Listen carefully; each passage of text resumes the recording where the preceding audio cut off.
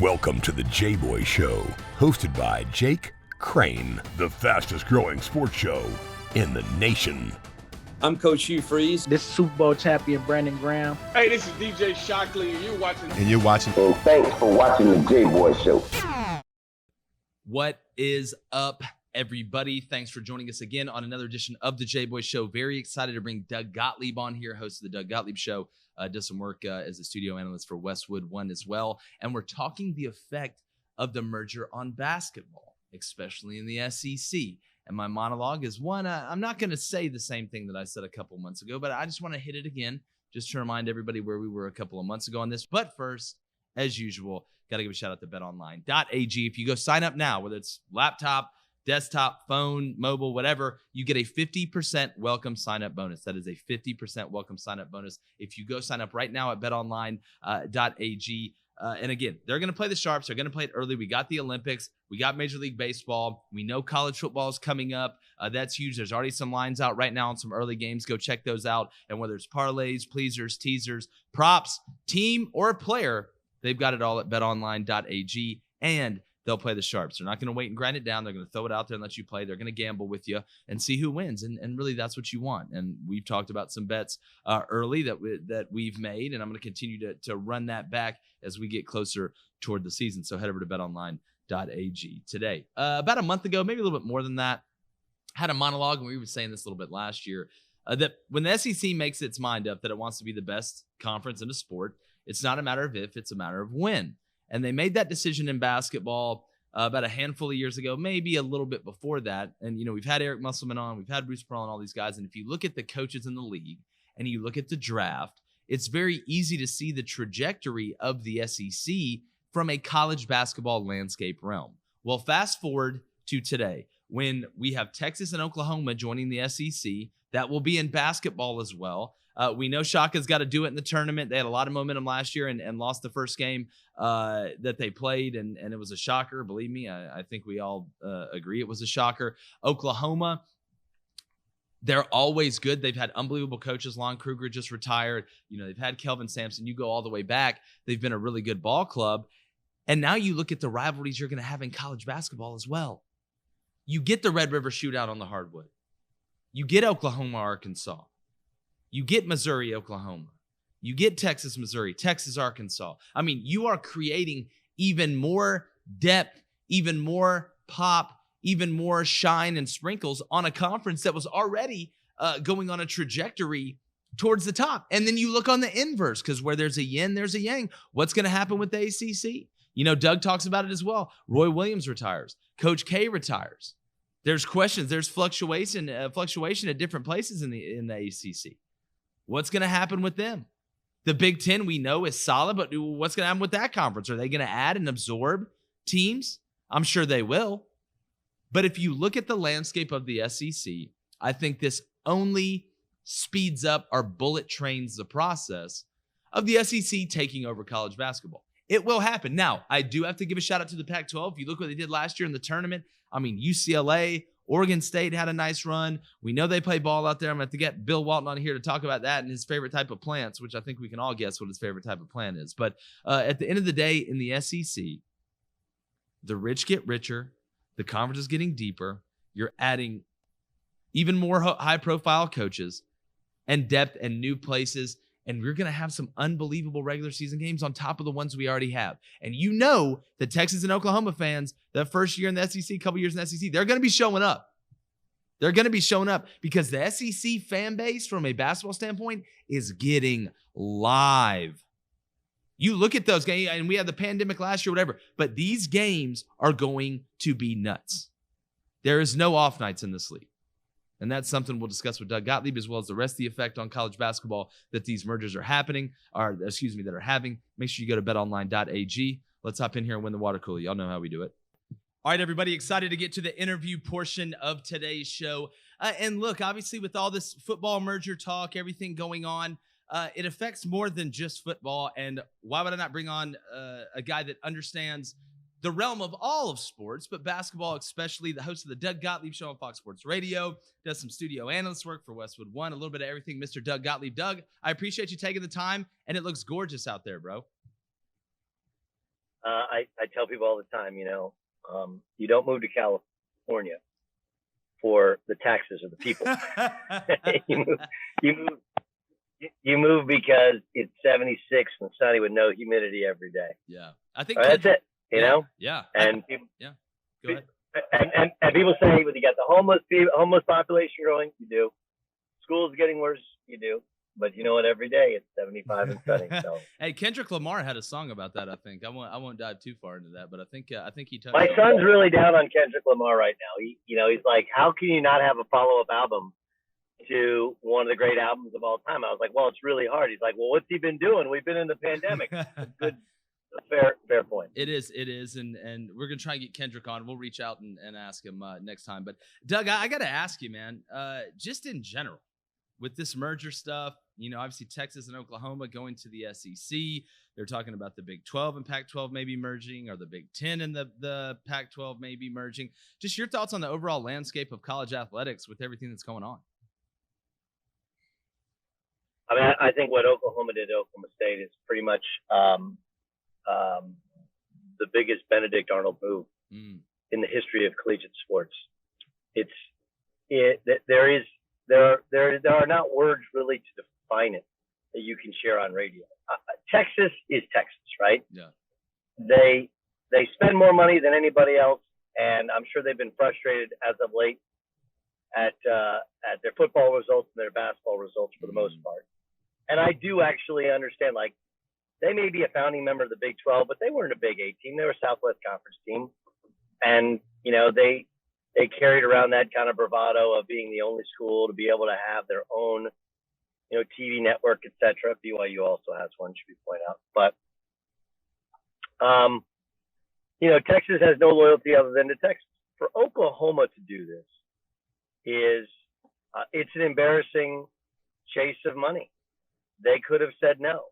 Now, they might not have gotten the golden ticket, and they may have been left on, a lifeboat with Oklahoma State. But those are supposed to be brother schools, sharing the same state, sharing the same league. They played against each other for 100 years.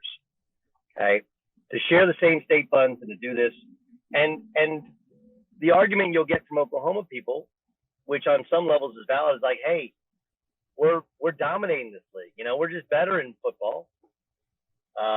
They spend a ton of money in some of the Olympic sports, gymnastics. They've been super competitive in, and they've been really successful in. And the rest of the league, they don't have a Big 12 gymnastics league, I don't believe. So they actually, have a little bit more and spend a little bit more and make a little bit more than everybody else. But and you will have a better conference schedule. They've never had trouble filling the stadium, so that's full. In terms of, like, will the name quality be better? Yes. Will they make more money? Absolutely. But one of the reasons they've been able to be successful is they were in the Big 12, and the schools didn't have the resources that Oklahoma had, and they were, the second biggest bull in the pasture, if you will. So I think what Oklahoma did was gross. Everybody else has reacted to that. None of this movement stuff was happening unless Oklahoma and Texas moved. This is the kind of crap that Missouri pulled last time around, where Missouri reached out to the Big 10, and then their reason for leaving the Big 12 was like, hey, the Big 12 is unstable. Like, Big 12 is unstable because you reached out to the Big 10. So, you're getting credit for putting out a fire that you started. But nonetheless, what's done is done. And the SEC is absolutely positively loaded in football. I think what Texas A&M got screwed over in this whole deal. What I guess they realized, but maybe they didn't realize, is like, okay, so to win in football, you got to recruit in Florida, you got to recruit in Texas, got to recruit in California. Two of those three at least. Virginia is obviously a big hotbed. Jersey's still a pretty big hotbed or whatever. But Texas, Florida, California, that's where the dudes are. Louisiana as well. Georgia, I'd throw Georgia in there too. Georgia, yeah. So once A&M opened the doors, like, they let the wolves in the hen house. And they're like, hey, because the argument the Big 12 made, and really this is what killed Nebraska football, is like, hey, you won't play at home in the state of Texas, you got to play the Big 12. Otherwise, You never play at home. Yeah. Folks never see you play, you know? And A&M, because they're A&M, right? A&M's the easiest one to play with and toy with. And I don't know if there's another school like A&M in the country. You know, they pumped A&M like, hey, you'll be the SEC school in Texas. You know, you'll have some, because they never really had anything up until why am I blanking? He just got fired by Arizona. Before that, he was there. Sumlin. He had the spike. Sumlin. Yeah. So what people have to know outside of Texas and outside of the Southwest, A&M's a weird place. It's a great place if you're in the circle, but to anybody else, you're like, kind of culty. Great school, unbelievable funding, great passion. Facilities are obscene. They had a facility and financial advantage over everybody in the Big 12, and they didn't win anything. But they've always had this inferiority complex with Texas, kind of rightfully so. And it's fascinating to watch. And I think the SEC just played them, right? They used them to get the Texas markets, to get the Texas kids, to get into Texas. And then the second the Texas like, yeah, you know what? Hell, we'll go. They're like, cool. No loyalty at all to what Texas A&M did in order to pull off this move. None. Yeah. None. And maybe I'm a romantic. I always thought that college sports were something you did about your school and about rivalries and about pride and about history. And if you made some money, great. Professional sports is about making money. And if all of those other things happen to happen, great. Now it's just become about the money. Yeah. And the SEC, they won't be able to secede from the rest of the college football union, but it's definitely going. I mean, like, that's an unbelievable list of schools. Yeah. Yeah. I don't know how, like, I know Missouri somehow their schedule was a joke early on. You know, they didn't play Alabama. They didn't play Auburn. They wouldn't play the big boys on the other side. Like, the days of Auburn, Mississippi State, Vanderbilt, Kentucky ever competing in the SEC ever again, those are over. So you think Auburn, you think the days of zero chance. They will never, ever compete for an SEC title in football ever again. Like, that is a fact. How they do it and how they schedule it, also going to be fascinating. But those schools, they're just at such a disadvantage in terms of history and expenses and all that other stuff. It's going to be fascinating. You know, number one, I cannot wait to see the Auburn response in the audience. We get on that, Doug. That's going to be beautiful. I can't wait for this. I'll push. Listen, I don't know, Doug, if you can group Auburn with Kentucky and Vandy, though. No. I didn't say Auburn. Oh, I thought you. Yeah, you said Auburn, Kentucky, Vandy. Maybe you misspoke. I'll let you clarify. Maybe I did. I said Missouri, Kentucky, Vandy, Mississippi State. Yeah, no, I agree on that. I agree on that. Kentucky maybe those are the three. And really, you know, Ole Miss, the days of just hardcore, you know, when they were competitive, they were cheating, right? But now you can cheat legally, right? So if you can cheat legally, it's going to be the rich get richer. Like, whatever you can, Mississippi can buy a kid, but they can't buy all the kids. And the kids you don't have to buy are the kids like Alabama and Texas and Georgia and Florida and Oklahoma. I think it's going to be interesting what happens in Oklahoma. So Oklahoma, they were kind of transforming their team. And this is the first year which they feel like it plays out, where they're trying to get more of an SEC caliber defensive line. Yep, that's exactly right. And the reason that doesn't work in the Big 12 is, well, nobody runs the football, right? They just spread you out. They get rid of it so quick. But also no one has been able to spend the time and dedicate themselves to getting, you know, Texas was the one school that used to be able to do that. Yeah. And they just haven't gotten it right. But I'll be interested to see what happens. But no, I did not say Auburn. Or if I said Auburn, you guys can check it. Look, man, we all we're pre-recorded too, dog. So I got you. Doug, you know, before I let you get out of here, my last question for you is, how does it affect basketball, in your opinion, now adding Texas and Oklahoma to the SEC? Because I've said the SEC about, 4 or 5, maybe you can say 6 years ago, made the decision we want to be a lead in college basketball. And you know as well as I do, with the resources the SEC has, when they make that decision, there's a good chance they're going to get there. You look at the draft. Last year, it was a crazy year with the pandemic. I don't think there was an elite team really in the SEC. But now adding Texas and Oklahoma, where do you think that puts the SEC as a conference in the college basketball landscape, on a tier level to you? It's a great question. Well, we don't know what the Big 12 is going to look like. Yeah. Because the Big 12 has been a tremendous basketball league, not just because of Kansas, who's dominated it, Baylor, and then Texas has been that they got so many pros, but they haven't been able to kind of put it together. Last year they put it together, but then they lost, in the first game of the tournament. Mm-hmm. I don't think this hurts either Texas or Oklahoma in basketball the way it did in Missouri. So stick with me for a second. Yeah. Missouri was a tremendous program when it was in the Big 8 and Big 12 in basketball. Very passionate basketball fan base. They built a beautiful new arena, and they kind of had it rolling. And the problem with when they joined the SEC is, even if Kentucky is as good as Kansas, like, remember, for Missouri to fill up that arena, they don't just need Como to show up.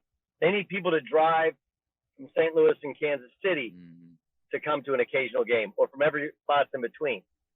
And when you play not just Kansas, again, 100-year rivalry, like Kansas and Missouri, that goes back to the Civil War, when Missouri was a free state, Kansas was a free state, Missouri was a border state, and Missourians burned down Lawrence under cover of darkness, right? Like, that's a rivalry. Yeah. So now you're like, okay, well, Arkansas is our rival. Like, why is Arkansas our rival? Well, they have Mike Anderson. Like, yeah, that's not really how it works.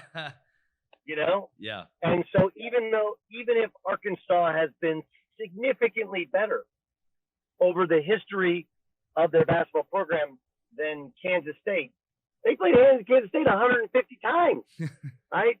And that's why those old blue hairs go to games for the history of it, to see where our team is. And that's who you grow up hating Iowa State and hating Kansas and hating Kansas State and Oklahoma. Well, in Oklahoma, they don't draw for basketball really anyway. They're trying to get a new arena built.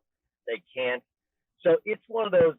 Oklahoma's an amazing program because you go back and look, they've had ridiculously good and successful coaches. Yeah. John McLeod to Billy Tubbs to Kelvin Sampson. Capel was really successful before the roof fell in. They were number one seed in the tournament, and Coach Kruger. And now I think they made a great hire, right? But they never really draw that well. And there's not really, outside of the Oklahoma State game and the Texas game, there's not really a rivalry. So you substitute Kansas to Kentucky in, they'll be fine. Texas, they're building a new arena. They didn't draw crazy well previously. They'll draw well when they're good. They won't draw well when they're not. It's the perfect size arena. I think they'll be fine. Plus, there's a natural rivalry there with A&M, with LSU. They'll get Kentucky. Like, that'll be. So I think for basketball, both of these schools kind of benefit greatly, right? Yeah. It will be interesting with Oklahoma because I'm interested in how they recruit, because they didn't really. It doesn't feel like their focus is Texas ties, and that's where there's so many players in Texas. Whereas I think recruiting for Oklahoma will be a lot of bounce back stuff. Some Oklahoma kids, some national kids. For the league, it's great. And remember, the ACC is going through a massive transformation. The ACC was the best and biggest basketball league, but now Kay retires, Roy retires, and it's just, and at some point Boeheim will retire, and that league is going to be, Louisville's gone through a bunch of change. Like, all the big name schools there are going through massive changes, and so the SEC has a chance to put itself above that of the ACC. I think one of the things they'll run into, I think the Big Ten is really, really good. Also invested, very good coaches. Agreed. And the difference in the Big Ten and the SEC has more pros. The Big Ten's going to have more 3 through 5 year guys. I think they'll be very well selected in name, image, and likeness. I still think there's bigger, more physical bodies. And I'm interested to see what happens with the Pac-12, because I do think the Pac-12, as is shown in the NCAA tournament, it's been a really good basketball conference for producing pros. They just haven't. If Arizona and UCLA aren't right, the league isn't looked on the same. I don't know what happens with Arizona with Tommy Lloyd, but they couldn't get. They're going to get better. UCLA's got it rolling again. They need to get Cal and Stanford going. But if they were to add an Oklahoma State, maybe a Texas Tech, maybe that helps them, and they start recruiting in Texas as well. But I think the SEC, Dan Leibowitz came aboard a couple years ago to help as well. He's been amazing. They spent money and hired coaches. They have good facilities. The thing the SEC just hasn't had is they don't have the pop, and people don't care. Like, it's really hard in a college town, as you guys know, to care about college football. And then, okay, now we care about college basketball, especially with there's so much turnover in college basketball where a guy is here today and gone tomorrow. Yeah. That's really, really, really difficult. Whereas in football, you still have the transfers, but you have a lot more guys that are there at least for 3 years. So there's a lot more knowledge of the kids. Basketball has done itself no favors with all these transfers. Yeah, man, I couldn't agree with you more, Doug. And I appreciate your time. We appreciate you guys joining us as well. Go to the JBoyShow.com. Subscribe on Apple Podcasts, Spotify, YouTube as well. Appreciate you guys as usual. We got Doug Gottlieb, and I'm sure some of you Texas A&M fans may be a little bit pissed off. Let us know what you think. It's been another edition of the JBoy Show. And like Doug Gottlieb in the Jeep in Cali, we're gone. The JBoy Show is produced by David Cohn, Technical Director Dave Hammock, Creative Director David Culbertson, Audio Engineer Feyzan Shareef, Production Assistants Blain, Crain, and Kyle Orr, Executive Producers Jake Crain, Vince Thompson, Steve Chamberlain, and David Cohn. Please subscribe to our YouTube channel and visit our website, thejboyshow.com, for updates regarding our newest apparel and merch designs. Win the water cooler with the JBoy Show.